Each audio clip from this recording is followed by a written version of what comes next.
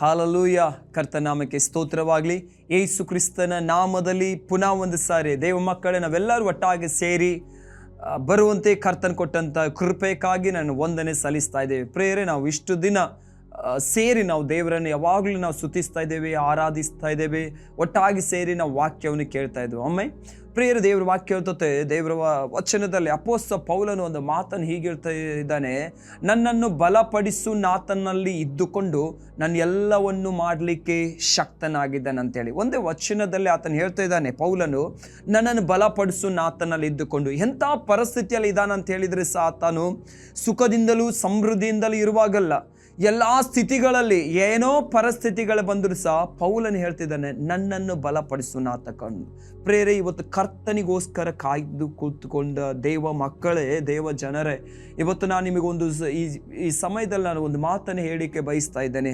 ನಿಮ್ಮ ಪ್ರೋತ್ಸಾಹಕ್ಕಾಗಿ, ವಿಶೇಷವಾಗಿ ದೇವರನ್ನು ಆದುಕೊಂಡವರು, ದೇವರ ಸನ್ನಿಧಾನದಲ್ಲಿ ಕಾದು ಕೂತಿರುವವರಿಗೆ ದೇವರು ಎಂದಿಗೂ ಕೈ ಬಿಡುವುದೇ ಇಲ್ಲ. ದೇವರ ವಾಕ್ಯ ಹೇಳ್ತತೆ, ಆತನನ್ನು ದೃಷ್ಟಿಸಿದವರ ಮುಖವು, ಕೀರ್ತನೆ ಬರೆದ ಪುಸ್ತಕದಲ್ಲಿ 34ನೇ ಅಧ್ಯಾಯ ಅದರದ 5ನೇ ವಚನ ಅಂತ ನಾನು ಎನಿಸ್ತೇನೆ.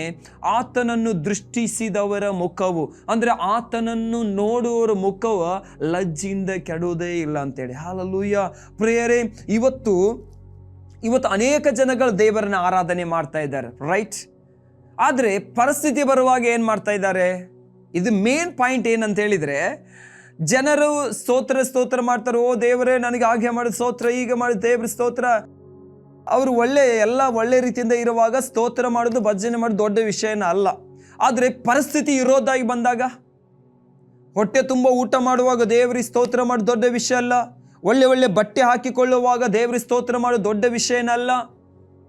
ಕುಟುಂಬ ಗಂಡ ಹೆಂಡತಿ ಚೆನ್ನಾಗಿರುವಾಗ, ಮಕ್ಕಳು ತಂದೆ ತಾಯಿಗಳು ಎಲ್ಲ ಚೆನ್ನಾಗಿರುವಾಗ, ಅತ್ತೆ ಏನಂತಿದ್ರೆ ಸೊಸೆಯನ್ನು ಪ್ರೀತಿ ಮಾಡುವಾಗ, ಸೊಸೆ ಅತ್ತೆಗೆ ಮರ್ಯಾದೆ ಕೊಡುವಾಗ ಓ ಸ್ತೋತ್ರ ಮಾಡೋದು ದೊಡ್ಡ ವಿಷಯನ ಅಲ್ಲ. ಆದರೆ ಪರಿಸ್ಥಿತಿ ವಿರೋಧವಾಗಿರುವಾಗ, ಆದರೆ ಪೌಲನು ಒಂದು ಮಾತನ್ನು ಹೇಳ್ತಿದ್ದಾನೆ ಇಲ್ಲಿ, ಏನೇ ಸಂಗತಿಗಳು ನಡೆದ್ರೂ ಸಹ ಆತನು 12ನೇ ವಚನದಿಂದ ನಾವು ಒಂದು ಓದ್ತಾ ಇದ್ದಾನೆ. ಫಿಲಿಪ್ಪ ಬರೆದ ಪುಸ್ತಕ 4ನೇ ಅಧ್ಯಾಯ 12ನೇ ವಚನ ಮತ್ತು 13ನೇ ವಚನ. The book of Philippians chapter 4 words 12-13. ಬಡವನಾಗಿರಲು ಬಲ್ಲೆನು, ಸಮೃದ್ಧಿಯುಳ್ಳವನಾಗಿರಲು ಬಲ್ಲೆನು. ನಾನು ತೃಪ್ತನಾಗಿದ್ದರೂ, ಹಸಿದವನಾಗಿದ್ದರೂ, ಸಮೃದ್ಧಿಯುಳ್ಳವನಾದರೂ, ಕೊರತೆಯುಳ್ಳವನಾದರೂ, ಯಾವ ಥರದ ಸ್ಥಿತಿಯಲ್ಲಿ ಇರುವವನಾದರೂ ಆತರ ಗುಟ್ಟು ನನಗೆ ತಿಳಿದದೆ. ಪೌಲನು ಹೇಳ್ತಾನೆ, ನನ್ನ ಸ್ಥಿತಿ ಏನೇ ಆಗಿರಲಿ, ನಂಗೆ ಅನ್ನ ಇರುವುದು ಆಗಿರಬಹುದು, ಅಥವಾ ವಸ್ತ್ರ ಇಲ್ಲದಾಗಿರಬಹುದು, ಹಸಿದವನಾಗಿರ್ಬೋದು, ಹೊಟ್ಟೆ ತುಂಬದವನಾಗಿರ್ಬೋದು, ಏನೇ ಸಮಸ್ಯೆಗಳು ನನ್ನಲ್ಲಿ ಇದ್ರೂ ಸಹ, ಆದರೆ ನನಗೆ ಅದರ ಗುಟ್ಟು ನನಗೆ ಗೊತ್ತುಂಟು. ಯಾವ ಗುಟ್ಟು ಅಂತ ಹೇಳಿದರೆ, ಪೌಲನಿಗೆ ಪರಲೋಕದ ಒಂದು ಗುಟ್ಟು ಗೊತ್ತಿತ್ತು. ಯಾಕಂತ ಹೇಳಿದ್ರೆ ಪೌಲನಿಗೆ ಗೊತ್ತಿತ್ತು, ಈ ಸ್ಥಿತಿಗಳು, ಈ ಪರಿಸ್ಥಿತಿಗಳು ಜಾಸ್ತಿ ದಿನ ಇರುವುದಿಲ್ಲ. ಪ್ರಾರ್ಥನೆ ಮಾಡುವಂಥ ಮಕ್ಕಳಿಗೆ, ದೇವರನ್ನ ಆದುಕೊಂಡಂಥ ಮಕ್ಕಳಿಗೆ ಪರಿಸ್ಥಿತಿಗಳು ಜಾಸ್ತಿ ದಿನ ನೀನು ಹಿಡಿದಿಟ್ಟುಕೊಳ್ಳಿಕ್ಕಾಗುವುದಿಲ್ಲ. ದೇವ ಮಕ್ಕಳನ್ನು ಪರಿಸ್ಥಿತಿ ಏನೇ ಆದರೂ ಸಹ ಹಿಡಿದಿಟ್ಟುಕೊಳ್ಳಿಕ್ಕಾಗುವುದಿಲ್ಲ. ಅದಕ್ಕೆ ಪೌಲನು ಹೇಳ್ತಾನೆ, ನನ್ನನ್ನು ಬಲಪಡಿಸು ನಾತನಲ್ಲಿ ಇದ್ದುಕೊಂಡು. ಇದೆಲ್ಲವನ್ನು ನಾನು ಏನೆನಿಸ್ತೇನೆ? ಕಸ ಒಂದೇ ನೆನೆಸ್ತಾನೆ. ಇದು ಸ್ವಲ್ಪ ಮೆಟ್ಟಿಗೆ ಧೂಳಿದು. ನಾವು ಧೂಳತ್ತಿರ ಎಂತ ಮಾಡ್ತೇವೆ? ಹೀಗೆ ಮಾಡಿ, ಇಲ್ಲದ್ರೆ ಹೀಗೆ ಜಾಡಿಸ್ಬಿಡ್ತೇವೆ ಧೂಳು, ಅಷ್ಟೇ ಅಲ್ವಾ? ಬೇರೆ ಅಯ್ಯೋ ನನ್ನ ಬಟ್ಟೆಗೆ ಧೂಳತ್ತೋ ಅಂತ ಚಿಂತೆ ಮಾಡ್ತೇವಾ? ಇಲ್ಲ, ಧೂಳು ಇಷ್ಟೇ. Price the lord. ಅಪೊಸ್ತಲ ಪೌಲನು ತನ್ನ ಜೀವಿತದಲ್ಲಿ ಬರುವಂಥ ಎಲ್ಲ ಸಂಗತಿಗಳನ್ನ ಇದೇ ಥರನೇ ನೋಡಿದ. ಧೂಳು, ಆಸ್ತಿ ಆಗಲಿ ಅಂತಸ್ತಾಗಲಿ ಎಲ್ಲ ಸಹ ಧೂಳನ್ನೇ ನೋಡಿದ. ಅವನು ಧೂಳಂತೆ ನೋಡಿದ. ಅವನು ಜನ ಹೊಗಳಿದ್ರು ಸಹ, ಹೊಗಳದಿದ್ರು ಸಹ, ಅವನನ್ನು ಸನ್ಮಾನ ಮಾಡಿದ್ರು ಸಹ, ಸನ್ಮಾನ ಮಾಡದಿದ್ರು ಸಹ, ಅದೆಲ್ಲವನ್ನು ಪೌಲನ ಜೀವಿತದಲ್ಲಿ ಪ್ರೇರೆ ನಾವು ನೋಡುವಾಗ, ಪೌಲನ ದೇವರನ್ನು ಅರಿತುಕೊಂಡಿದ್ದ, ದೇವರನ್ನು ತಿಳಿದುಕೊಂಡಿದ್ದ. ಎಂಥ ಸಂಗತಿ! 2 ಕೊರಿಂಥ್ಯ ಬರೆದ ಪುಸ್ತಕ 11ನೇ ಅಧ್ಯಾಯದಲ್ಲಿ ನಾವು ನೋಡುವಾಗ ದೇವರ ವಾಕ್ಯ ಹೇಳ್ತತೆ, ಆತನ ಅನೇಕ ಸಮಸ್ಯೆಗೆ ಒಳಗಾಗ್ತಾನೆ. ಯಹೂದ್ಯರಿಂದ ಪೆಟ್ಟುಗಳು ತಿಂತಾನೆ, ಸೆರೆಮನೆ ಒಳಗೆ ಬೀಳ್ತಾನೆ, ಸರ್ಕಾರದವರು ಅವನನ್ನು ಹೊಡಿತಾರೆ. ಒಂದು ದಿವಸ ಎಲ್ಲರೂ ಕಲ್ಲು ಎಸೆದು ಹೊಡೆಯುವಾಗ ದೇವ್ರ ವಾಕ್ಯ ಹೇಳ್ತದೆ, ಆತನು ಹೇಳ್ತಾನೆ, ಪೌಲನ್ ಸತ್ತ ಎಂದು ಹೇಳಿ ಅವರು ಬಿಟ್ಟು ಹೋದ್ರಂತೆ. ಹೇಗೆ ಹೊಡೆದಿರ್ಬೋದು ಆಲೋಚನೆ ಮಾಡ್ರಿ. ನಾನು ಇದ್ದಗಡೆ ಏನಂತ ಹೇಳಿದ್ರೆ ಆತನು ಹೇಳ್ತಾನೆ, ಹಗಲು ರಾತ್ರಿ ನಾನು ಎಲ್ಲಿ ಕಳೆದಿದ್ದಾನೆ? 24 ಗಂಟೆ ಸಮುದ್ರದಲ್ಲೇ ಕಳೆದಿದ್ದಾನೆ. ಆತನು ಹೇಳ್ತಾನೆ, ಕೆಲವು ದಿನಗಳ ಗಟ್ಟಲೆ ನಾವು ಏನು ಮಾಡಲಿಲ್ಲ, ಬೆಳಕನ್ನೇ ಕಾಣಲಿಲ್ಲ. ಹಸುವಿಂದ ಇದ್ದ, ಸಂಕಷ್ಟ ವೇದನೆಯನ್ನು ಆತನ ಅನುಭವಿಸ್ತಾ ಇದ್ದ. ಆ ಎಲ್ಲ ವಿಷಯಗಳಲ್ಲಿ ಸಹ ಆತನು ಹೇಳುವುದು ಒಂದೇನೆಂದರೆ, ನನ್ನನ್ನು ಬಲಪಡಿಸನ ಆತನಲ್ಲಿ ಇದ್ದುಕೊಂಡು, ನನ್ನನ್ನು ಬಲಪಡಿಸುವ ಆತನು. ಇವತ್ತು ನಮಗೆ ದೇವ ಮಕ್ಕಳಾದ ನಮಗೆ ಗೊತ್ತಾಗಬೇಕು, ನಾನು ಆರಾಧನೆ ಮಾಡುವಂಥ ದೇವರು ಯಾರು, ನಾನಿವತ್ತು ಸ್ತುತಿ ಮಾಡುವಂಥ ದೇವರು ಯಾರು, ನನಗೆ ಕರೆದಂಥ ದೇವರು ಯಾರು. ಅದಕ್ಕೆ ತೆಸಲೋನಿಕ ಬರೆದ ಪುಸ್ತಕ 5ನೇ ಅಧ್ಯಾಯ 24ನೇ ವಚನದಲ್ಲಿ, 1 ತೆಸಲೋನಿಕ ಬರೆದ ಪುಸ್ತಕ 5ನೇ ಅಧ್ಯಾಯ 24ನೇ ವಚನದಲ್ಲಿ ದೇವರ ವಾಕ್ಯ ಹೇಳ್ತತೆ, ನಿಮ್ಮನ್ನು ಕರೆಯುವಾತ ನಂಬಿಗಸ್ತನು, ಆತನು ತನ್ನ ಕಾರ್ಯವನ್ನು ಸಾಧಿಸ್ತಾನೆ. ಇವತ್ತು ನಮ್ಮನ್ನು ಕರೆದಾತ ದೇವರು ಯಾರು? ನಂಬಿಗಸ್ತನಾದ ದೇವರು. ಇವತ್ತು ನಾನು ನೀನು ನಂಬಿ ಬಂದಿದ್ದೇವೆ ನಮ್ಮ ನಂಬಿಗಸ್ತನಾದ ದೇವರಿಗೆ. ಹಲ್ಲೆಲೂಯಾ. ಸ್ಥಿತಿಗಳು ಏನೇ ಇರ್ಬೋದು ಪ್ರೇರೆ, ಪರಿಸ್ಥಿತಿಗಳು ಏನೇ ಇರ್ಬೋದು. ಯಾರ ಮನೆಯಲ್ಲಿ ಇವತ್ತು ಏನಂತಿದ್ರೆ ಸಮಸ್ಯೆಗಳಿಲ್ಲ ಹೇಳ್ರಿ? ಹಣ ಇದ್ದವ್ರ ಮನೆಯಲ್ಲಿ ಸಹ ಕೆಲವು ಸಮಸ್ಯೆಗಳಿದೆ, ಹಣ ಇಲ್ಲದವ್ರ ಮನೆಯಲ್ಲಿ ಸಹ ಕೆಲವು ಸಮಸ್ಯೆಗಳಿದೆ. Price the lord. ಆದರೆ ಸಮಸ್ಯೆಗಳು ಬರೋದು ದೊಡ್ಡ ವಿಷಯನೆಲ್ಲ, ಎಲ್ಲರಿಗೆ ಅಂಟಿಕೊಳ್ತತೆ, ಎಲ್ಲರನ್ನ ಆವರಿಸಿಕೊಳ್ತದೆ ಅದು. ಯಾಕಂದರೆ ಸಮಸ್ಯೆ ಇರೋದು ಆ ಲೋಕದಲ್ಲೆಲ್ಲ, ಸಮಸ್ಯೆ ಇರೋದು ಈ ಲೋಕದಲ್ಲಿ. ಈ ಲೋಕದಲ್ಲಿ ನಾವಿರುವಾಗ ಅದು ನಮ್ಮನ್ನು ಸಹ ಅಂಟಿಕೊಳ್ಳಿಕ್ಕೆ ಬರ್ತತೆ. ಆದರೆ ದೇವ ಮಕ್ಕಳಿಗೆ ಜಾಸ್ತಿ ದಿನ ಅದು ಅಂಟಿಕೊಳ್ಳಿಕ್ಕೆ ಆಗುವುದಿಲ್ಲ, ಬೇಗನೆ ಬಿಡುಗಡೆ ಆಗ್ತದೆ. ಹಲ್ಲೆಲೂಯಾ. ನಿನ್ನನ್ನು ಈ ಕಷ್ಟಗಳು ಬಿಟ್ಟು ಹೋಗ್ತದೆ, ಈ ದುಃಖಗಳು ಬಿಟ್ಟು ಹೋಗ್ತದೆ, ಈ ವೇದನೆಗಳು ಬಿಟ್ಟು ಹೋಗ್ತದೆ. ನಾನು ಒಂದು ವಿಷಯ ಹೇಳ್ತೇನೆ ದೇವಚನರೇ, ನಿನ್ನನ್ನು ದೇವರನ್ನು ಅರಿತುಕೊಂಡಂಥ ಮಕ್ಕಳನ್ನು ನೋಡಿ. ದಾವೀದನ ಜೀವಿತದಲ್ಲಿ ನೋಡುವಾಗ, ದಾವೀದನು ಎಲ್ಲ ಸಮಯದಲ್ಲಿ ಯಾರನ್ನ ಆದುಕೊಳ್ತಾ ಇದ್ದ? ದೇವರನ್ನೇ ಆದುಕೊಳ್ತಾ ಇದ್ದ. ಆತನು ಒಂದು ದಿವಸ 17ನೇ ಅಧ್ಯಾಯ ಅಂದರೆ 1 ಸಾಮುವೇಲ ಬರೆದ ಪುಸ್ತಕ 17ನೇ ಅಧ್ಯಾಯದಲ್ಲಿ ನಾವು ನೋಡ್ತಾ ಇರುವಾಗ, ಅಲ್ಲಿ ಇಸ್ರಾಯೇಲರನ್ನು ಏನಂತಿದ್ರೆ ಭಯಪಡಿಸೋದಕ್ಕೆ ಒಂದು ದೊಡ್ಡ ಗೋಲಿಯಾತನು ನಿಂತಿದ್ದ. ಆ ಗೋಲಿಯಾತನು ಹೇಳ್ತಿದ್ದಾನೆ, ಸೌಲನೇ, ನೀವು ಯಾರು ನಮ್ಮೊಟ್ಟಿಗೆ ಯುದ್ಧ ಮಾಡಿ ಯಾಕೆ ದಣಿಸ್ಕೊಳ್ತೀರಿ, ನಿಮ್ಮನ್ನು ನೀವು ಸುಸ್ತು ಮಾಡ್ಕೊಳ್ತೀರಿ? ನಿಮ್ಮಲ್ಲಿರೋ ಒಬ್ಬನನ್ನು ಕಳಿಸಿ, ಒಬ್ಬ ಬಂದ ನನ್ನ ಸಾಯಿಸಿದ್ರೆ ಸಾಕು, ನಮ್ಮಲ್ಲಿರೋ ಎಲ್ಲರೂ ನಿಮಗೇನಾಗ್ತಾರೆ? ಶರಣರ್ ಆಗ್ತಾರೆ. ಅದನ್ನು ಹೇಳ್ತಾನೆ, ಎಲ್ಲರೂ ನಿಮಗೆ ಗುಲಾಮರಾಗ್ತಾರೆ, ಎಲ್ಲರೂ ನಿಮ್ಮ ಸೇವಕರಾಗ್ತಾರೆ. ಆದರೂ ಒಬ್ಬ ನನ್ನ ಬಂದು ಸಾಯಿಸ್ತದೆ ಅಂತ. ಯಾಕೆ ಅಂತ ಹೇಳಿದರೆ ಪ್ರೇರೆ, ಅವನಿಗೆ ಏನು ಧೈರ್ಯ ಇತ್ತಂತ ಹೇಳಿದರೆ, ಅವನಿಗೇನು ಭರವಸೆ ಇತ್ತಂದ್ರೆ, ನನ್ನ ಶಕ್ತಿ, ನನ್ನ ತೋಳ ಬಲ ಇದೆ, ನನ್ನ ಶರೀರ ಬಲ ಇದೆ, ಅವನ ಹೈಟ್ ಇದ್ದ, ಭಯಂಕರ, ಆತನು ರಕ್ಕಸ್ ಥರ ಇದ್ದಂತೆ ಕೆಲವು ಜನ ಚರಿತ್ರೆಗಾರರು ಹೇಳ್ತಾರೆ. ಆತನು ತುಂಬ ಹೈಟ್ ಆಗಿದ್ದಂತ ಹೇಳ್ತಾರೆ. ಆತನ ಗುರಾಣಿ ಹೊರಲಿಕ್ಕೇನೆ ಏನಂತಿದ್ರೆ ಒಬ್ಬ ವ್ಯಕ್ತಿ ಬೇಕಿತ್ತು. ಅವನ ಕೈಯಲ್ಲಿರುವಂಥ ಆಯುಧ ಹೊರಲಿಕ್ಕೆ ಒಂದು ವ್ಯಕ್ತಿ ಬೇಕಿತ್ತು. ಅಷ್ಟು ದೊಡ್ಡ ಮನುಷ್ಯನಾದಂಥ ಆತನು ತನ್ನ ಶರೀರವನ್ನು ನಂಬಿಕೊಂಡು ಆತ ಹೇಳ್ತಿದ್ದಾನೆ, ನಿಮ್ಮಲ್ಲಿರೋ ಯಾವನಾರು ಒಬ್ಬನು ಬಂದರೆ ನನ್ನನ್ನು ಸಾಯಿಸ್ಲಿ ಅಂತೇಳಿ. ಇಸ್ರಾಯೇಲ್ ಅಲ್ಲಿ ವಿದ್ದ ವೀರರಲ್ಲಿ, ಸೌಲನ ಸೇವಕರಲ್ಲಿ ಯಾರು ಸಹ ಅಂತಾರೆ ಕಾಣಲಿಲ್ಲ. ಯಾಕಂತಂದರೆ ಅವ್ರಿಗೆಲ್ಲ ಅವ್ರ ಬಲದ ಮೇಲೆ ನಂಬಿಕೆ. ಆದರೆ ಆ ಟೈಮಲ್ಲಿ ಒಬ್ಬ ಬರ್ತಾನೆ, ಆತನ ಹೆಸರು ದಾವೀದ. ಹಲ್ಲೆಲೂಯಾ. ಆತನ ಕೆಲಸ ಏನಂತಿದ್ರೆ ಟಿಫಿನ್ ಕೊಡ್ಲಿಕ್ಕೆ ಬರ್ತಾನೆ. ಏನು ಕೊಡ್ಲಿಕ್ಕೆ ಬರ್ತಾನೆ? ಊಟ ಕೊಡ್ಲಿಕ್ಕೆ ಬರ್ತಾನೆ. ಇವತ್ತು ದೇವ ಮಕ್ಕಳ, ನೀವು ಯಾವುದೇ ಕೆಲಸ ಮಾಡ್ತಾ ಇರ್ಬೋದು, ಒಂದು ವೇಳೆ ನೀರು ಕೊಡ್ತಾ ಇರ್ಬೋದು, ಆಹಾರ ಕೊಡ್ತಾ ಇರ್ಬೋದು, ಒರೆಸ್ತಾ ಇರ್ಬೋದು, ಗೂಡಿಸ್ತಾ ಇರ್ಬೋದು, ಕೂಲಿ ಕೆಲಸ ಮಾಡ್ತಾ ಇರ್ಬೋದು, ಯಾವುದೇ ಒಂದು ಕಂಪ್ನಿ ಕೆಲಸ ಮಾಡ್ತಾ ಇರ್ಬೋದು, ಯಾವುದೇ ಒಂದು ಸೇವೆಯಲ್ಲಿ ನಿಮ್ಮನ್ನು ತೊಡಗಿಸಿಕೊಂಡಿರ್ಬೋದು. ಆದರೆ ನಾನು ಹೇಳ್ತಾನೆ, ನಿಮಗೆ ಕೆಲಸ ನೋಡಿ ನಿಮಗೆ ಪ್ರಮೋಷನ್ ನಿಮ್ಮ ಬಾಸ್ ಕೊಡದೇ ಇದ್ದರೂ ಸಹ, ನೀನು ನಂಬಿಗಸ್ತನಾಗಿರುವಾಗ ಪ್ರಮೋಷನ್ ಕೊಡುವ ಆತನು ಒಬ್ಬನಿದ್ದಾನೆ. ಆತನು ಸರ್ವಶಕ್ತನಾದ ದೇವರು. ಆತನಿಗೆ ವಿಧೇಯನಾಗಿ ನೀನು ನಡೆಯುವಾಗ ನಿನ್ನನ್ನು ಆತನು ಯಾವ ಸ್ಥಾನದಲ್ಲಿ ನಿಲ್ಲಿಸಬೇಕೋ ಆ ಸ್ಥಾನದಲ್ಲಿ ಆತನ ಕಾರ್ಯ ಬರುವಾಗ, ಆತನ ದಿನ ಬರುವಾಗ ನೀನು ನಿಲ್ಲಿಸ್ತಾನೆ. ದೇವರನ್ನು ಅರಿತುಕೊಂಡಂಥ ವ್ಯಕ್ತಿ, ನನ್ನ ದೇವರು ಯಾರು ಅಂತ ತಿಳಿದುಕೊಂಡಂಥ ವ್ಯಕ್ತಿ, ಹುಡುಗನ ಹೇಳ್ತಿದ್ದಾನೆ, ಸೌಲನಿಗೆ ಹೇಳ್ತಿದ್ದಾನೆ, ಸೌಲ, ನಾನು ಹೋಗಿ ಅವನೊಂದಿಗೆ ಯುದ್ಧ ಮಾಡಿ ಅವನು ಸೋಲಿಸ್ತೇನೆ ಅಂತೇಳಿ. ಅದಕ್ಕೆ ಸೌಲನ್ ಹೇಳ್ತಾನೆ, ಅಯ್ಯೋ ದಾವೀದ ಬೇಡಪ್ಪ, ಅವನು ಯುದ್ಧ ವೀರನಾಗಿದ್ದಾನೆ, ಸಣ್ಣ ಹುಡುಗನಿರುವಾಗಿಂದನೇ ಯುದ್ಧ ವೀರನವನು, ಈಗ ದೊಡ್ಡವನಾಗಿ ಬೆಳೆದಿದ್ದಾನೆ, ಆದರೆ ನೀನು ಇನ್ನೂ ಹುಡುಗ, ಅವನೊಟ್ಟಿಗೆ ಕಾದಾಡಲಾರ್ಯಪ್ಪ, ಅವನೊಟ್ಟಿಗೆ ನಿಂಗೆ ಯುದ್ಧ ಮಾಡ್ಲಿಕ್ಕೆ ಆಗುವುದಿಲ್ಲ. ಆದರೆ ನಾನು ಹೇಳ್ತಾನೆ, ದೇವ ಮಕ್ಕಳು, ದೇವಚನರೇ, ಇವತ್ತು ಅನೇಕ ಜನಗಳ ನೋಡಿ ನಿಮ್ಮನ್ನು ನೆನೆಸ್ತಾ ಇರ್ಬೋದು, ನಿಮ್ಮ ಶರೀರ ನೋಡಿ, ಅಥವಾ ನಿಮ್ಮ ಕೆಲಸ ನೋಡಿ, ಅಥವಾ ನಿಮ್ಮ ಸ್ಥಿತಿ ನೋಡಿ ಮಾತನಾಡ್ತಿರ್ಬೋದು, ನಿನ್ನಿಂದ ಏನೂ ಆಗೋದಿಲ್ಲ ಅಂತೇಳಿ. ಆದರೆ ನಾನು ಒಂದು ವಿಷಯ ಹೇಳ್ತಾನೆ ಕೇಳ್ರಿ, ನಿಮ್ಮ ಒಳಗಿರುವ ಆತನ ಲೋಕದಲ್ಲಿರುವವನಿಗಿಂತಲೂ ಹೆಚ್ಚಿನವನಾಗಿದ್ದಾನೆ. ಹಲ್ಲೆಲೂಯಾ. ಲೋಕದಲ್ಲಿರುವ ಆತನಕ್ಕಿಂತಲೂ ನನ್ನಲ್ಲಿ ಇರುವ ಆತನ ಹೆಚ್ಚಿನವನಾಗಿದ್ದಾನೆ.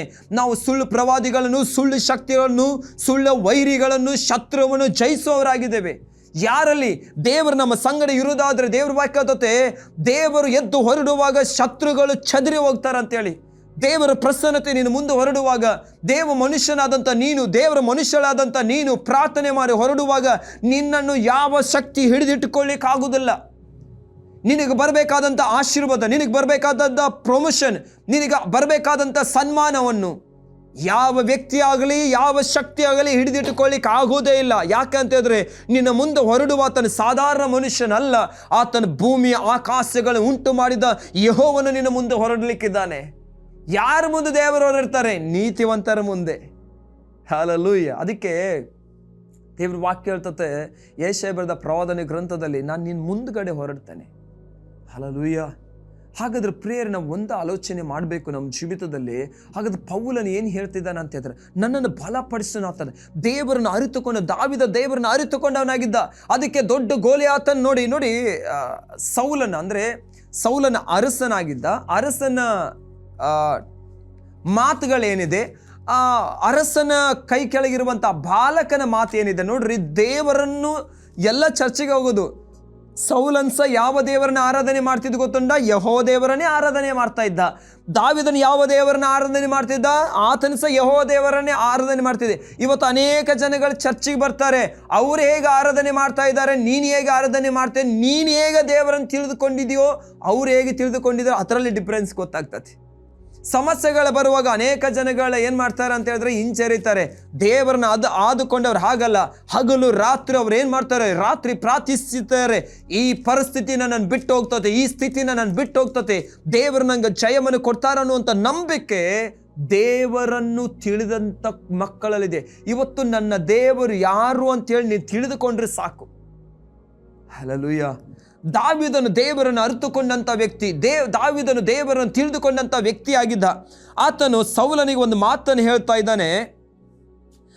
1 ಸಾಮುವೇಲ ಬರೆದ ಪುಸ್ತಕ 17ನೇ ಅಧ್ಯಾಯ 32ನೇ ವಚನ. The book of first Samuel chapter 17 verse 32.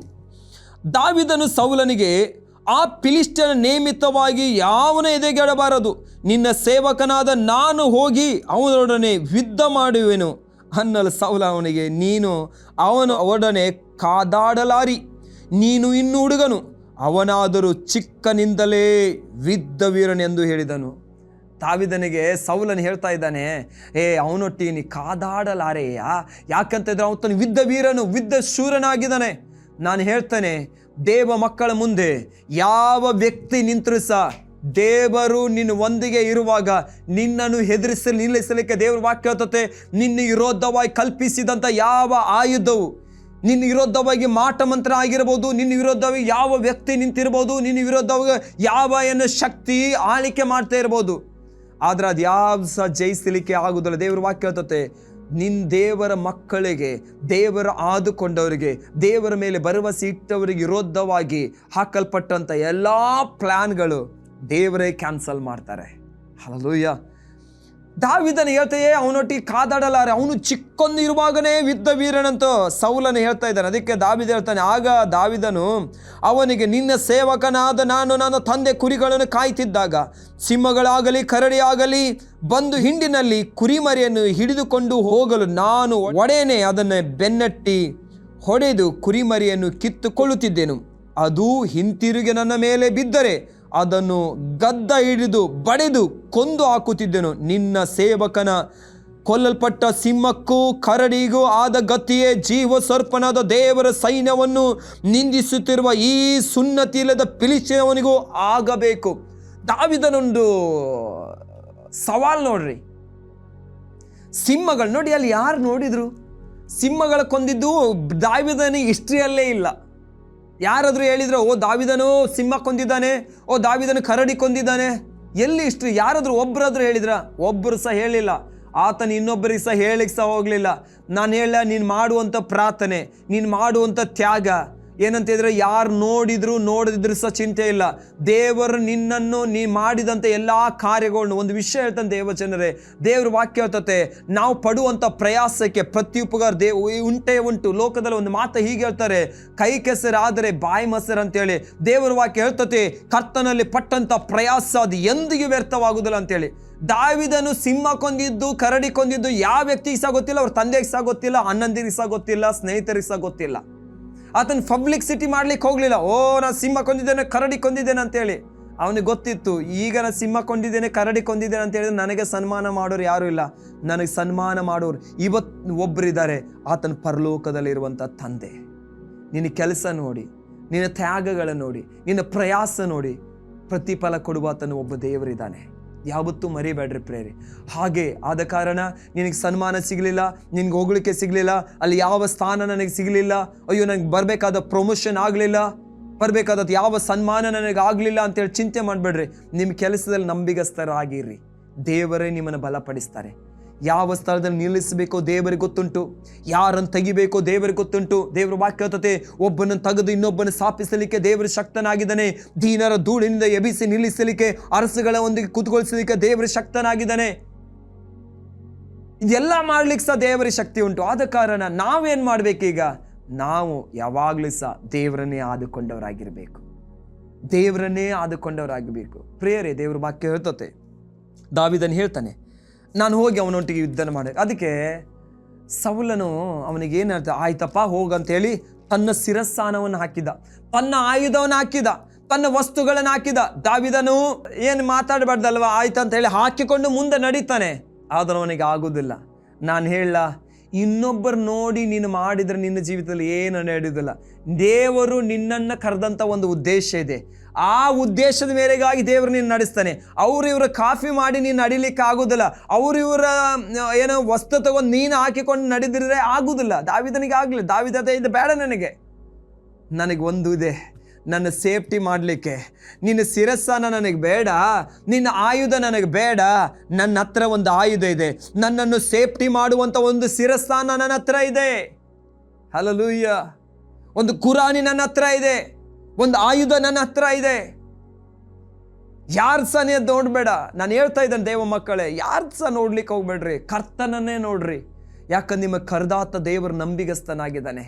ದಾವೀದ ದೇವರ ವಾಕ್ಯ ಹೇಳ್ತದೆ ಪ್ರೇಯರೇ, ದಾವೀದನ ಜೀವಿತದಲ್ಲಿ ದಾವೀದನು ಆತನ ಮುಂದೆ ನಡೆದುಕೊಂಡು ಹೋಗ್ತಾವೆ. ಏನಾರು ಹಾಕಿಕೊಂಡು ನಡಿಬೋದು, ಆಗಲಿಲ್ಲ. ಅದಕ್ಕೆ ಅವನ ನಿನ್ನ ನಂಬಿಕೆ ನಿನಗೇ ಇರಲಿ. ಹಲ್ಲೆಲೂಯಾ. ದಾವೀದನು ಹೇಳ್ತಾನೆ, ನಿನ್ನ ನಂಬಿಕೆ ನಿನಗೇ ಇರಲಿ, ನಿನ್ನ ವಸ್ತು ನಿನಗೇ ಇರಲಿ. ನನಗೊಂದು ವಸ್ತು ಇದೆ ಬೇರೆ, ನನಗೊಂದು ನಂಬಿಕೆ ಇದೆ. ನನ್ನ ನಂಬಿಕೆ, ನಿನ್ನ ಒಂದು ನಂಬಿಕೆ, ಸೌಲ ನಂಬಿಕೆ ಆಯುಧಗಳ ಮೇಲೆ, ದಾವೀದನ ನಂಬಿಕೆ ದೇವರ ಮೇಲೆ. ಇವತ್ತು ನಿಮ್ಮ ನಂಬಿಕೆ ಯಾವುದರಲ್ಲಿದೆ ಪ್ರೇರೆ? ನೀವು ಯಾವುದನ್ನು ನಂಬ್ತಾ ಇದ್ದೀರಿ? ದೇವರ ನಂಬ್ತಾ ಇದ್ದೀರಾ? ಆಯುಧಗಳನ್ನ ನಂಬ್ತಾ ಇದ್ದೀರಾ? ದೇವರ ನಂಬ್ತಾ ಇದ್ದೀರಾ? ನಿನ್ನ ಕುಟುಂಬವನ್ನು ನಂಬ್ತಾ ಇದೆಯಾ? ದೇವರ ನಂಬ್ತಾ ಇದೆಯಾ? ನಿನ್ನ ಕೆಲಸವನ್ನು ನಂಬ್ತಾ ಇದೆಯಾ? ದೇವರ ನಂಬ್ತಾ ಇದೆಯಾ? ನಿನ್ನ ಆಸ್ತಿಯನ್ನು ನಂಬ್ತಾ ಇದೆಯಾ? ದೇವರ ನಂಬ್ತಾ ಇದೆಯಾ? ನಿನ್ನಲ್ಲಿರುವಂಥ ಒಳ್ಳೆ ಎಜುಕೇಶನ್ ನಂಬ್ತಾ ಇದೆಯಾ? ಯಾವುದನ್ನು ನಂಬಿ ಜೀವಿಸ್ತಾ ಇದ್ದೀ? ನಾನು ಹೇಳ್ತಾ ಇದ್ದೇನೆ ದೇವ ಜನರೇ, ಆಸ್ತಿ ಆಗಲಿ, ಅಂತಸ್ತಾಗಲಿ, ಬಂಧು ಆಗಲಿ, ಬಳಗವಾಗಲಿ, ನಿನ್ನ ಜ್ಞಾನವಾಗಲಿ, ನಿನ್ನ ಬಲವಾಗಲಿ, ಅದು ಯಾವುದು ಸಹ ಇನ್ನೊಂದು ಹಂತಕ್ಕೆ ಬರೋದಿಲ್ಲ. ಅದಕ್ಕೆಲ್ಲದಕ್ಕೂ ದೇವರೊಂದು ಫುಲ್ ಸ್ಟಾಪ್ ಹಾಕಿದ್ರು. ಅಲ್ಲಿವರೆಗೆ ಮಾತ್ರ. ಹಣವೇ, ದುಡ್ಡೇ, ಕಾಸು ಸ್ವಲ್ಪವರೆಗೆ ಮಾತ್ರ, ಇಲ್ಲಿವರೆಗೆ ಮಾತ್ರ ಬರ್ತತೆ. ಕುಟುಂಬ ಇಲ್ಲಿವರೆಗೆ ಮಾತ್ರ, ಸ್ನೇಹಿತರು ಇಲ್ಲಿವರೆಗೆ ಮಾತ್ರ. ಹಲ್ಲೆಲೂಯಾ. ಆಸ್ತಿ ಅಂತಸ್ತು ಇಲ್ಲಿವರೆಗೆ ಮಾತ್ರ, ನಿನ್ನ ಬಲ ಶಕ್ತಿ, ನಿನ್ನ ಜ್ಞಾನ ಇಲ್ಲಿವರೆಗೆ ಮಾತ್ರ, ಇಲ್ಲಿಂದ ಈಚೆ ಬರೋದಿಲ್ಲ. ಅದಕ್ಕೆಲ್ಲರಿಗೂ ಒಂದು ಫುಲ್ ಸ್ಟಾಪ್ ದೇವರು ಹಾಕಿದ್ದಾರೆ. ಅದು ಎಲ್ಲ ಸ್ಟಾಪ್ಗಳನ್ನು ಮೀರಿ ಹೋಗುವಂಥ ನಂಬಿಕೆ. ಹಲ್ಲೆಲೂಯಾ. Praise Lord. ನಿನ್ನ ದೇವರಲ್ಲಿಡುವಂಥ ನಂಬಿಕೆ. ಇದೆಲ್ಲ ಸಹ ಸೋತು ಹೋಗ್ಬೋದು, ಇದೆಲ್ಲ ಸಹ ಬಿದ್ದು ಹೋಗ್ಬೋದು. ಇವತ್ತು ಜೊತೆಯಲ್ಲಿ ಇರ್ತಾನೆ ಅಂತ ಹೇಳಿದವರು ಎಷ್ಟು ಜನ ನಮ್ಮ ಜೊತೆಯಲ್ಲಿ ಇದ್ದಾರಾ? ಇಲ್ಲ. ಎಷ್ಟು ಜನ ಜೊತೆಯಲ್ಲಿ ಇದ್ದಾರೆ ನಮ್ಮ ಜೊತೆಯಲ್ಲಿ? ಇವತ್ತು ಇಲ್ಲ. ನಮಗೆ ಸಹಾಯ ಮಾಡ್ತಾನೆ ಅಂತ ಹೇಳಿದವರು ಇಲ್ಲ. ನಿನ್ನ ಕೊರತೆಗಳ ತೀರಿಸ್ತೇನೆ ಅಂತ ಹೇಳಿದವರು ಇಲ್ಲ. ಇವತ್ತು ಎಷ್ಟೋ ಜನ ನಾಟಕ ಮಾಡ್ತಾರೆ, ಆದರೆ ಆತ್ಮಿಕದಲ್ಲಿ ಇಲ್ಲ. ನಾವು ಜನರ ಮುಂದೆ ಏನು ಮಾಡ್ಬೋದು? ನಾಟಕ ಮಾಡ್ಬೋದು. ಜನರ ಮುಂದೆ ನಾವು ಏನು ಮಾಡ್ಬೋದು? ನಂಬಿಕೆ ಹುಟ್ಟಿಸ್ಬೋದು. ನಾನು ವಿಷಯ ಹೇಳ್ತಾನೆ ಕೇಳಿ ದೇವ ಮಕ್ಕಳು, ದೇವ ಜನರೇ, ನಾವೇನೆಲ್ಲ ಜನರನ್ನು ನನ್ನ ಲೈಫಲ್ಲಿ, ನನ್ನ ಜೀವಿತದಲ್ಲಿ ನಾನು ಆದುಕೊಂಡೆ, ಯಾವ ಜನರನ್ನು ಮೆಚ್ಚಿಸಿ ಏನು ಸಹ ಆಗುವುದಿಲ್ಲ. ಯಾಕಂದರೆ ಇವತ್ತು ಅವ್ರು ಹೋಗುತ್ತಾರೆ, ಅದೇ ಜನರು ಸಣ್ಣದೇನಾದರೂ ಮಿಸ್ಟೇಕ್ ಆಗುವಾಗ ಎಲ್ಲ ಜನರು ನಿನ್ನ ಹೊಗಳಿದಂಥ ಜನರೇ ಆ ವ್ಯಕ್ತಿ ನಿನ್ನನ್ನು ಉಗಿತಾರೆ. ಅದಕ್ಕೆ ಯಾಕಪ್ಪ ಅಷ್ಟು ಪ್ರಯಾಸ ಉಗಿಸ್ಕೊಳ್ಳಿಕ್ಕಾಗಿ? ಇವತ್ತಿಲ್ಲ ನಾಳೆ ಅವ್ರು ನಿನ್ನ ತ್ಯಜಿಸ್ತಾರೆ, ಇವತ್ತಿಲ್ಲ ನಾಳೆ ಅವ್ರು ನಿನ್ನ ತಳ್ತಾರೆ. ಇವತ್ತು ನಿನ್ನ ಹತ್ರ ದುಡ್ಡಿದೆಯಾ, ಹಣ ಇದೆಯಾ, ಯಾವುದೋ ಒಂದು ಅಧಿಕಾರ, ಯಾವುದೋ ಒಂದು ಪೋಸ್ಟ್ ಇದೆಯಾ, ನಿನ್ನ ಹಿಂದೆ ಜನರು ಬರ್ತಾರೆ. ನಿನ್ನ ಹತ್ರ ಅಧಿಕಾರ ಇಲ್ಲ, ಹಣ ಇಲ್ಲ, ಯಾವ ಪೋಸ್ಟ್ ಇಲ್ಲ, ನೀನು ಯಾವ ಪ್ರಯೋಜನಕ್ಕೆ ಬರೋದಿಲ್ಲ ಅಂತ ಹೇಳಿದ್ರೆ ನಿನ್ನ ಹಿಂದೆ ಯಾರು ಬರೋದಿಲ್ಲ. ನಿನ್ನನ್ನು ಅಲ್ಲೇ ಮೂಲೆಯಲ್ಲೇ ಕುತ್ಕೊಳಿಸ್ತಾರೆ. ನಾನು ಹೇಳ, ಆ ಮೂಲೆಯಲ್ಲಿ ಕೂತೆ ನೀನು ಪ್ರಾರ್ಥನೆ ಮಾಡು. ಆ ಮೂಲೆಯಿಂದನೇ ದೇವರು ನೀನು ಎವಿಸ್ತಾರೆ. ನೋಡಿ, ದೇವ್ರ ವಾಕ್ಯ ಹೇಳ್ತತೆ, ಲೋಕದವರು ತಳ್ಳಲ್ಪಟ್ಟಂಥ ಯಾವುದೇ ಕಲ್ಲೇ, ಹಲ್ಲೆಲೂಯಾ, ಮುಖ್ಯವಾದ ಮೂಲೆ ಕಲ್ಲಾಯಿತು. ಈ ಲೋಕ ನಿನ್ನ ತಳ್ಳಲ್ಪಟ್ಟಿರ್ಬೋದು, ಆದರೆ ದೇವ ಮಕ್ಕಳು ನೀವು ಆಲೋಚನೆ ಮಾಡಿಕೊಡ್ರಿ, ದೇವರನ್ನು, ನನ್ನ ದೇವರು ಈ ಲೋಕ ತಳ್ಳಲ್ಪಟ್ಟರು ಸಹ ದೇವರು ನನ್ನನ್ನು ತಳ್ಳಲಿಕ್ಕೆ ಚಾನ್ಸೇ ಇಲ್ಲ. ದೇವರು ಈ ಲೋಕಕ್ಕೆ ಬಂದಿದ್ದು ಯಾವುದಕ್ಕೋಸ್ಕರ ಗೊತ್ತು? ಏನು ಇಲ್ಲದಂತ ಅವನು, ಯಾವುದಕ್ಕೂ ಪ್ರಯೋಜನ ಇಲ್ಲ ಅಂದಂಥವನು, ಹಾಳಾದದ್ದನ್ನು, ಕೆಟ್ಟು ಹೋದದ್ದನ್ನು ಪ್ರೀತಿಸಿ ಸರಿ ಮಾಡಲಿಕ್ಕೋಸ್ಕರ ಈ ಲೋಕಕ್ಕೆ ಯೇಸುಸ್ವಾಮಿ ಬಂದಿದ್ದಾರೆ. ಅದಕ್ಕೆ ಕೊರಿಂಥ್ಯ ಬರೆದ ಪುಸ್ತಕದಲ್ಲಿ ದೇವ್ರ ವಾಕ್ಯ ಹೇಳ್ತತೆ, 1 ಕೊರಿಂಥ್ಯ ಬರೆದ ಪುಸ್ತಕದಲ್ಲಿ ಕೆಲವು ವಚನಗಳಲ್ಲಿ 26-27 ವಚನದಲ್ಲಿ ದೇವ್ರ ವಾಕ್ಯ ಹೇಳ್ತತೆ ಏನಂತ ಹೇಳಿದ್ರೆ, ನೋಡ್ರಯ್ಯ, ನಿಮ್ಮಲ್ಲಿ ಯಾರು ಸಹ ಏನಿರಲಿ, ಅನೇಕರು ಬುದ್ಧಿವಂತರಿಲ್ಲ, ಕೂಲಿನರಿರಲಿಲ್ಲ. ದೇವರು ನಿಮ್ಮನ್ನು ಆರಿಸಿಕೊಂಡಾಗ ನಿಮ್ಮ ಎಂಥವರಾಗಿದ್ದೀರಂತ ನೆನಪು ಮಾಡಿಕೊಡ್ರಿ. ಅಪೊಸ್ತಲ ಪೌಲನು ಬರೆಯುವಾಗ ಬರೀತಾನೆ, ದೇವರನ್ನು ಎಂಥವ್ರನ್ನ ಆರಿಸಿಕೊಂಡ್ರು. ದೇವರ ಯೇಸುಸ್ವಾಮಿ ಶಿಷ್ಯರಾದಂಥ 12 ಜನ ಶಿಷ್ಯರು ಯಾವ ಎಜುಕೇಷನ್ ಇರಲಿಲ್ಲ. ಪೇತ್ರನಿಗೆ ಯಾವ ಎಜುಕೇಷನ್ ಇರಲಿಲ್ಲ. ಅವ್ರಿಗೆ ಒಂದೇ ಒಂದು ಏನಂತ ಹೇಳಿದ್ರೆ, ಸಮುದ್ರಲ್ಲೇ ಮುಳುಗುವುದು, ಧುಮುಕುವುದು, ಮೇನನ್ನು ಹಿಡಿಯುವುದು, ಧುಮುಕುವುದು, ಮೇನನ್ನು ಹಿಡಿಯುವುದು, ಅಷ್ಟೇ ಗೊತ್ತಿದೆ.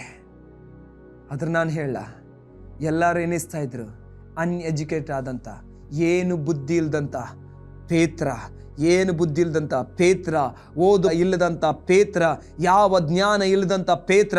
ನಾನೊಂದು ವಿಷಯ ಹೇಳ ದೇವ ಮಕ್ಕಳೇ, ಅದೇ ಪೇತ್ರನ ದೇವರು ಉಪಯೋಗಿಸ್ಕೊಳ್ಳುವಾಗ ಯಾವ ಜ್ಞಾನಿ ಆತನ ಮುಂದೆ ನಿಲ್ಲಕ್ಕಾಗಲಿಲ್ಲ, ಯಾವ ಬಲಿಷ್ಠನ ಆತನ ಮುಂದೆ ನಿಲ್ಲಕ್ಕಾಗಲಿಲ್ಲ. ದೇವರ ವಾಕ್ಯ ಹೇಳ್ತತೆ, ಈ ಲೋಕದಲ್ಲಿರುವಂಥ ಜ್ಞಾನವಂತನನ್ನು ನಾಚಿಕೆ ಪಡಿಸೋದಕ್ಕಾಗಿ ದೇವರು ಜ್ಞಾನಹೀನರನ್ನು ಆರಿಸಿಕೊಂಡಿದ್ದಾರಂತೆ. ಈ ಲೋಕದಲ್ಲಿರುವಂಥ ನನಗೆ ಎಲ್ಲ ಗೊತ್ತುಂಟು, ನನ್ನಿಂದ ಎಲ್ಲ ಸಾಧ್ಯ ಅಂತ ಹೇಳಿ ಮಾತನಾಡ್ತಾ ಇರುವಂಥ ಬಲಿಷ್ಠರನ್ನು ನಾಚಿಕೆ ಪಡಿಸೋದಕ್ಕಾಗಿ ಏನು ಇಲ್ಲದಂಥ ಬಲಿಹೀನರನ್ನು ದೇವರು ಆರಿಸಿಕೊಂಡಿದ್ದಾರೆ ಅಂತ ದೇವರ ವಾಕ್ಯ ಹೇಳ್ತದೆ. ಹಾಗಾದ್ರೆ ಪ್ರೇಯರ್, ನಾನು ನೀವು ದೇವರನ್ನು ಅರಿತುಕೊಂಡವರಾಗಬೇಕು, ನಾನು ನೀವು ದೇವರು ತಿಳಿದುಕೊಂಡವರಾಗಿರಬೇಕು, ನನ್ನ ದೇವರು ಯಾರು ಅಂತ ನನಗೆ ಗೊತ್ತಿರಬೇಕು.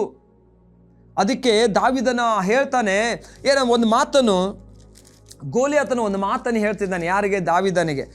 ದಾವಿದನ ನೋಡಿ ಗೋಲಿಯಾತನ ಒಂದು ಮಾತನ್ನು ಹೀಗೆ ಹೇಳ್ತಿದ್ದಾನೆ. 17ನೇ ಅಧ್ಯಾಯ 41ನೇ ವಚನ, ಈತ ಫಿಲಿಷ್ಟಿಯನು ದಾವಿದನ ಸಮೀಪಕ್ಕೆ ಬಂದನು, ಗುರಾಣಿ ಹೊರುವನು ಅವನ ಮುಂದೆ ಮುಂದೆ. ಫಿಲಿಷ್ಟಿಯನು ಸುಂದರನು ಯೌವನಸ್ಥನು ಆದ ದಾವೀದನನ್ನು ನೋಡಿ ತಿರಸ್ಕಾರದಿಂದ ಅವನಿಗೆ, ನೀನು ಕೋಲು ಹಿಡಿದು ನನ್ನ ಬಳಿಗೆ ಬರುವುದೇನು?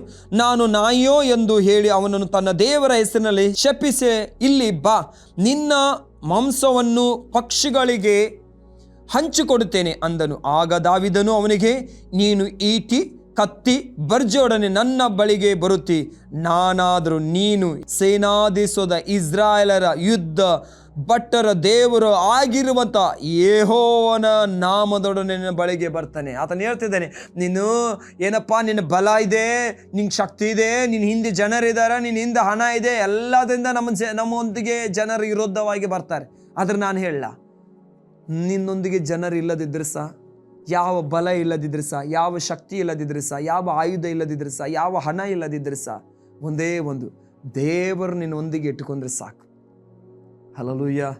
ಆ ದೇವರು ನಿನ್ನ ಸಂಗಡ ಇರುವಾಗ ಯಾವ ಹಣ, ಯಾವ ಬಲ ನಿನ್ನನ್ನು ಜಯಿಸಲಿಕ್ಕೆ ಆಗುವುದೇ ಇಲ್ಲ. ಆಯುಧಗಳನ್ನ ಹಿಡ್ಕೊಂಡು ಬರ್ತಾ ಇದ್ದಾರೆ. ಅದಕ್ಕೆ ದಾವಿದ, ನೀನು ಈಟಿ ಬರ್ಜಿಯೊಡನೆ ನನ್ನೊಟ್ಟಿಗೆ ಯುದ್ಧಕ್ಕೆ ಬರ್ತೀಯಲ್ಲ ಗೋಲಿಯಾತನೇ, ನಾನಾದರೂ ನೀ ಹೀಯಾಸ್ತಾ ಇರುವಂಥ ಯುದ್ಧ ವೀರ ಭಟ್ಟನಾದಂಥ ಯೆಹೋವನ ನಾಮದೊಡನೆ ನಿನ್ನೊಂದಿಗೆ ವಿರೋಧವಾಗಿ ಬರ್ತಾನೆ. Hallelujah, hallelujah. ನಾವು ಅರ್ಥ ಮಾಡ್ಕೊಳ್ಳೋದು, ದೇವ ಮಕ್ಕಳು, ನನ್ನ ದೇವರು ಯಾರು? ಇವತ್ತು ಇರುವಂಥ ಪರಿಸ್ಥಿತಿಗಳು ಬದಲಾಯಿಸುವಂಥ ದೇವರು, ಇವತ್ತು ನನಗಿರುವಂಥ ಸ್ಥಿತಿಗಳನ್ನು ಬದಲಾಯಿಸುವಂಥ ದೇವರು.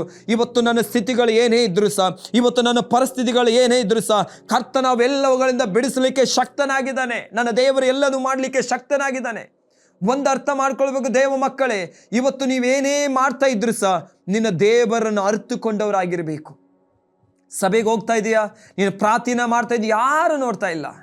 ನಿಮ್ಮ ಕಣ್ಣೀರು ಸುರಿಸಿ ಮನೆಯಲ್ಲಿ ಪ್ರಾರ್ಥನೆ ಮಾಡ್ತಿದ್ದಿ, ಯಾರು ನೋಡ್ತಾ ಇಲ್ಲ. ನೀವು ಆಫೀಸಲ್ಲಿ ಕೆಲಸ ಮಾಡ್ತಿದ್ದಿ, ಯಾರು ನೋಡ್ತಾ ಇಲ್ಲ. ಹಲ್ಲೆಲೂಯಾ. ಆದರೆ ಒಬ್ಬ ನೋಡೋ ಆತನೊಬ್ಬರಿದ್ದಾನೆ. ನಾನೊಂದು ವಿಷಯ ಹೇಳೆ ದೇವಜನರೇ, ನಂಬಿಗಸ್ತನಾಗಿ ಯೋಷಪ್ಪನು ತನ್ನ ದಣಿಯ ಮನೆಯಲ್ಲಿ ಕೆಲಸ ಮಾಡ್ತಾ ಇದ್ದ. ಆ ಕೆಲಸ ಮಾಡೋದನ್ನು ಯಾರು ನೋಡಿದ್ರು? ದೇವರು ಸಹ ನೋಡಿದ್ರು. ಅಷ್ಟು ಮಾತ್ರವಲ್ಲ, ಆ ಯಜಮಾನ್ ಸಹ ನೋಡಿದ. ಓ, ಯೋಷಪ್ಪ ಭಯಂಕರ ನಂಬಿಗಸ್ತನಲ್ಲ. ಯೋಷಪ್ಪ ತೋರಿಸ್ಕೊಳ್ಳಿಕ್ಕೆ ಹೋಗ್ಲಿಲ್ಲ, ನಾನು ಒಳ್ಳೆ ಕೆಲಸ ಮಾಡಿದ, ಅವನಿಗಿಂತ ನಾನು ಶ್ರೇಷ್ಠನು. ಇದೆಲ್ಲ ಯಾರ್ದು? ಅಹಂಕಾರ. ಬೇಡ ಪ್ರಿಯರೇ, ನೀನು ಮಾಡುವಂಥ ಕೆಲಸ ತೋರಿಸ್ಕೊಳ್ಬೇಕಂತ ಏನಿಲ್ಲ. ಹಲ್ಲೆಲೂಯಾ. ಯಾಕೆ ತೋರಿಸ್ಕೊಳ್ಳೋದು? ಜನರನ್ನು ಹೊಗಳಬೇಕು, ಜನರನ್ನು ಸನ್ಮಾನಿಸ್ಬೇಕಂತ ತಾನೇ. ನಾನು ಹೇಳ, ನಿನ್ನ ಏನು ಮಾಡ್ತೀಯೋದೋ ನಂಬಿಗಸ್ತನಾಗಿ ಮಾಡಿದರೆ ಸಾಕು. ದೇವರೇ ನಿನ್ನನ್ನು ಏನು ಮಾಡ್ತಾರೆ? ಉನ್ನತ ಸ್ಥಾನಕ್ಕೆ ನಡೆಸ್ತಾರೆ. ಹಲ್ಲೆಲೂಯಾ. ಆದರೆ ಒಂದು ದೇವ ಮಕ್ಕಳು ನಾವು ಅರ್ಥ ಮಾಡಿಕೊಳ್ಬೇಕು. ದಾವೀದ ಹೇಳ್ತಿದ್ದಾನೆ, ನೀನು ಹೀಯಾಸ್ತಾ ಇರುವಂಥ ವಿದ್ದ ವೀರ ಭಟ್ಟನಾದಂಥ ಯೆಹೋವನ ನಾಮದೊಡನೆ ನಿನ್ನ ವಿರುದ್ಧವಾಗಿ ಬರ್ತಾನೆ. ಅಷ್ಟೇ. ದೇವ್ರ ವಾಕ್ಯ ಹೇಳ್ತತೆ, ದೇವ್ರ ನಾಮದೊಡನೆ ವಿರುದ್ಧ ಹೋಗ್ತಾನೆ. ಒಂದೇ ಒಂದು ಕಲ್ಲು. ಅಂಥ ದೊಡ್ಡ ಶಕ್ತಿ ಖಾಲಿ ಒಂದು ಕಲ್ಲಲ್ಲಿತ್ತು. ಅರ್ಥ ಏನಂತ ಹೇಳಿದರೆ, ಅರ್ಥ ಮಾಡ್ಕೊಳ್ಳಿ, ಯಾವುದೇ ದೊಡ್ಡ ಸೈನ್ಯ ನಿನ್ನ ವಿರೋಧವಾಗಿದ್ರೆ ಸಹ, ನೀನು ಒಂದೇ ಒಂದು ಪ್ರಾರ್ಥನೆ ಇದ್ರೆ ಸಾಕು, ನೀನು ಒಂದು ನಂಬಿಕೆ ಇದ್ರೆ ಸಾಕು. ಹಲ್ಲೆಲೂಯಾ. ನಿನ್ನ ಹತ್ರ ಒಂದು ನಂಬಿಕೆ ವಾಕ್ಯ ಉಂಟಲ್ಲ, ಆ ವಾಕ್ಯ ಇದ್ರೆ ಸಾಕು, ಎಲ್ಲ ಸೈನ್ಯವೂ ಚದ್ರಿಸಿ ಹೋಗ್ತತೆ. ದೇವ್ರ ವಾಕ್ಯ ಹೇಳ್ತತೆ, ನಿನ್ನ ವಿರೋಧವಾಗಿ ಬಂದ ಶತ್ರು ಒಂದು ಮಾರ್ಗದಲ್ಲಿ ಬಂದರು, 7 ಮಾರ್ಗದಲ್ಲಿ ಓಡಿ ಹೋಗ್ತಾನೆ. ಎಷ್ಟು ಒಳ್ಳೆಯ ದೇವರ ಪ್ರೇರೆ. ಇಂಥ ದೇವರನ್ನು ಅನೇಕರಿನ್ನೂ ಅರ್ಥ ಮಾಡ್ಕೊಳ್ಳಿಲ್ಲ. ಇವತ್ತು ದೇವರ ಹೃದಯ ನಾವು ಅರ್ಥ ಮಾಡ್ಕೊಂಡಿದ್ದೇವಾ? ದೇವರ ನಾವು ಆದುಕೊಂಡಿದ್ದೇವಾ? ದೇವರ ನಾವು ಯಾವ ಥರ? ಅನೇಕ ಜನಗಳು ಚರ್ಚಿಗೆ ಬರ್ತಾರೆ. ಒಂದೊಂದು ಸಭೆಗಳ ನೋಡುವಾಗ ಸಾವಿರಗಟ್ಟಲೆ ಚರ್ಚಿಗೆ ಜನರಿದ್ದಾರೆ. ಆದರೆ ಅನೇಕ ಜನಗಳಿಗೆ ಅದ್ಭುತ ಆಗ್ತಾ ಇಲ್ಲ. ಯಾಕೆ? ಅದೇ ದೇಶದಲ್ಲೇ ಸೌಲನಿಗೆ ಅದ್ಭುತ ಆಗ್ತಾ ಇಲ್ಲ, ದಾವೀದನಿಗೆ ಅದ್ಭುತ ಆಗ್ತಿತ್ತು. ಯಾಕಂತಂದ್ರೆ ಸೌಲನು ಕೆಲವು ಸಮಸ್ಯೆಗಳು ಬರುವಾಗ ಜನರನ್ನು ಆದುಕೊಳ್ತಾ ಇದ್ದ, ಹೊರತಾಗಿ ದೇವರನ್ನು ಆದುಕೊಳ್ಳಲಿಲ್ಲ. ಆದರೆ ದಾವೀದ ಹಾಗೆಲ್ಲ, ಏನೇ ಅವನ ಸಿಚುವೇಶನ್, ಅವನ ಜೀವಿತದಲ್ಲಿ ಏನೇ ಬಂದರೂ ಸಹ ಅವನು ಆದುಕೊಳ್ತಿದ್ದು ದೇವರನ್ನ ಆದುಕೊಳ್ತಿದ್ದ. ಅದಕ್ಕೆ ಅವನ ಜೀವಿತ ಬದಲಾಯಿತು. ಇವತ್ತು ನಾನು ನೀನು ದೇವರನ್ನು ಅರಿತುಕೊಂಡಿದ್ದೇವಾ? ನೀನು ಇವತ್ತು ದೇವರನ್ನು ತಿಳಿದುಕೊಂಡಿದ್ದೇವಾ? ನನ್ನ ದೇವರು ಯಾರು? ಸರ್ವಶಕ್ತನಾದ ದೇವರು, ನಂಬಿಗಸ್ತನ ದೇವರು, ಎಲ್ಲವನ್ನು ಸ್ಥಿತಿಗಳನ್ನು ಬದಲಾಯಿಸಲಿಕ್ಕೆ ಶಕ್ತನಾಗಿದ್ದನ್ನು ನಂಬಿಕೊಂಡಿದ್ದೇವಾ? ಇವತ್ತು ಇರುವಂಥ ಪರಿಸ್ಥಿತಿಗಳನ್ನ ದೇವರನ್ನು ಚೇಂಜ್ ಮಾಡ್ತಾನೆ ಅಂತ ನಂಬಿಕೊಂಡಿದ್ದೇವಾ? ಹಲ್ಲೆಲೂಯಾ. ದಾವೀದನಿಗೆ ಉನ್ನತ ಸ್ಥಾನಕ್ಕೆ ತಂದಂಥ ದೇವರು. Praise the Lord. ದೇವರ ವಾಕ್ಯ ಹೇಳ್ತತೆ, ಎಲ್ಲ ಸಮಯದಲ್ಲಿ ಸಹ ಪೌಲನು ದೇವರನ್ನೇ ಆದುಕೊಂಡಿದ್ದ. ಆತನೊಂದು ಮಾತನ್ನು ಹೇಳ್ತಾನೆ. ಆ ಮಾತು ಕೇಳುವಾಗ ನಂಗೆ ತುಂಬ ಬೇಸರ ಆಯ್ತು. ಇಷ್ಟೆಲ್ಲ ಉಪದ್ರವ ಬಂತ ಸೌಲನಿಗೆ? ಹೌದು, ತುಂಬ ಉಪದ್ರವಗಳು ಬಂತು. ಹಲ್ಲೆಲೂಯಾ. 2 ಕೊರಿಂಥಿಯನ್ಸ್ ಚಾಪ್ಟರ್ 11 ಆತನು ಅನೇಕ ತೊಂದರೆಗಳು, ಯಾರಿಂದ ಎಲ್ಲ ತೊಂದರೆಗಳನ್ನು ಆತನ ಅನುಭವಿಸಿದ್ದಾನೆ. ಸ್ವಲ್ಪ ನಿಮ್ಮ ಮುಂದೆ ಅದನ್ನು ಹೇಳ್ತಾನೆ ನೋಡ್ರಿ. ಯಾರಿಂದ ಎಲ್ಲ ನಮಗೆ ತೊಂದರೆ ಬರ್ತತೆ? ಖಾಲಿ ನಮ್ಮ ವಿರೋಧಿಗಳಿಂದ ಮಾತ್ರವಲ್ಲ, ನಾವು ನಂಬಿದವರಿಂದಲೂ ನಮಗೆ ತೊಂದರೆಗಳು ಬರ್ತದೆ. ಓಕೆ, 2 ಕೊರಿಂಥಿಯ ಬರೆದ ಪುಸ್ತಕ 11ನೇ ಅಧ್ಯಾಯದಲ್ಲಿ ದೇವರ ವಾಕ್ಯ ಹೇಳ್ತದೆ, 28ನೇ ವಚನ ನಾನು ಓದ್ತಾ ಇದ್ದೇನೆ. ಇನ್ನು ಬೇರೆ ಸಂಗತಿಗಳಿಲ್ಲ, ಸಭೆಗಳ ವಿಷಯದ ಚಿಂತೆ ದಿನ ದಿನ ನನಗೆ ಪೀಡಿಸುತ್ತದೆ. ಪೌಲನು ಹೇಳ್ತಾನೆ ಏನಂತಿದ್ರೆ, ಅನೇಕ ಚಿಂತೆಗಳು ನನಗೆ ಪೀಡಿಸ. 26ನೇ ವಚನದಿಂದ ಓದುವಾಗ, ಆತನು ಸೇವೆಯಲ್ಲಿ ಎಷ್ಟೋ ಪ್ರಯಾಣಗಳು ಮಾಡಿದ್ದೇನೆ. ನದಿಗಳನ್ನು, ಅಪಾಯಗಳು, ಸ್ವಂತ ಜನರ ಅಪಾಯಗಳು, ಅನ್ಯ ಜನಗಳ ಅಪಾಯಗಳು. ಆತನು ಹೇಳ್ತಾನೆ, ಸ್ವಂತ ಜನರಿಂದ ಸಹ ಅವನಿಗೆ ಅಪಾಯ, ಅನ್ಯ ಜನಗಳಿಂದ ಅಪಾಯ, ಪಟ್ಟಣದಲ್ಲಿ ಅಪಾಯಗಳು, ಕಾಡಿನಲ್ಲಿ ಅಪಾಯಗಳು, ಸಮುದ್ರದಲ್ಲಿ ಅಪಾಯಗಳು, ಸುಳ್ಳು ಸಹೋದರಗಳಿಂದ ಅಪಾಯಗಳು ನನಗೆ ಸಂಭವಿಸಿದವು. ಎಷ್ಟೋ ಪ್ರಯಾಸ ಪಟ್ಟು ಅನೇಕರಿಂದ ನನಗೆ ಅಪಾಯ ಉಂಟಾಯಿತು. ಆದರೆ ಒಂದೇ ಒಂದು, ನಾನು ಆದುಕೊಂಡಿದ್ದು ದೇವರನ್ನು.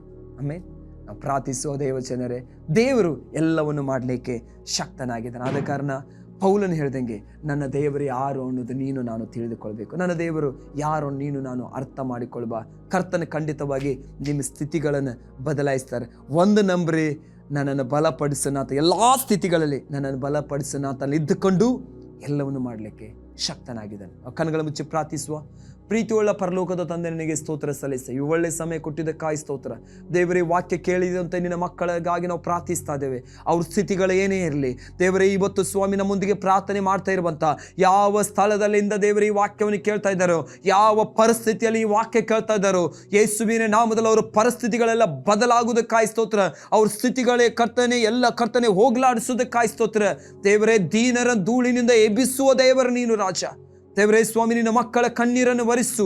ನಿನ್ನ ಅರ್ಥ ಮಾಡಿಕೊಂಡವರು ತಿಳಿದುಕೊಂಡಂತ ದೇವ ಜನರ ಮಧ್ಯದಲ್ಲಿ ಕರ್ತನೆ, ಅವರ ಜೀವಿತದಲ್ಲಿ ಒಂದು ದೊಡ್ಡ ಬಿಡುಗಡೆ, ದೊಡ್ಡ ಬದಲಾವಣೆ ಕಾಣಲಿ ಕರ್ತನೆ. ವಾಕ್ಯ ಕೇಳುವಂಥ ಪ್ರತಿಯೊಬ್ಬರ ಜೀವಿತದಲ್ಲಿ ಕರ್ತನೆ ಒಂದು ಬಲ ಉಂಟಾಗಲಿ, ಒಂದು ನಂಬಿಕೆ ಉಂಟಾಗಲಿ, ದೃಢತೆ ಉಂಟಾಗಲಿ ನಾವು ಪ್ರಾರ್ಥಿಸ್ತಾ ಇದ್ದೇವೆ. ನಮ್ಮ ಪ್ರಾರ್ಥನೆ ಕೇಳಿದಕ್ಕಾಗಿ ಸ್ತೋತ್ರಯ್ಯ, ಯೇಸುವಿನ ನಾಮದಲ್ಲಿ ತಂದೆ, ಆಮೆನ್. God bless you. ದೇವರು ನಿಮ್ಮನ್ನು ಆಶೀರ್ವದಿಸಲಿ. Praise the lord.